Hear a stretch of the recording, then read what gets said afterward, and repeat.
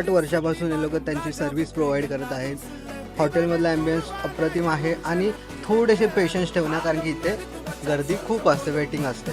आणि गेल्या गेल्या आपल्याला त्या भैयानी डिरेक्टली आपल्या केळीच्या पानावर त्यांचं जे ऑथेंटिकपणाचं साऊथ इंडियन फूड जे आहे ते वाढायला चालू केलं.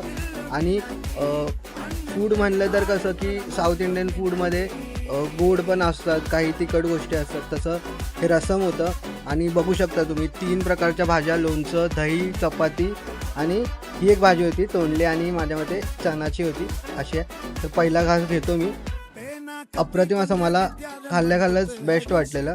त्यानंतर राईसशिवाय हे फूड इनकम्प्लीट आहे, म्हणजे साऊथ इंडियन फूड जे आहे ते इनकम्प्लीट वाटतं. आणि मग मी काय आपल्या हातानेच चालू केलं. खूप भारी होतं फूड, तुम्ही पण नक्की ट्राय करा. आणि बिल फक्त 404 रुपये आलं. सो नक्की फॉलो करा अशा व्हिडिओसाठी.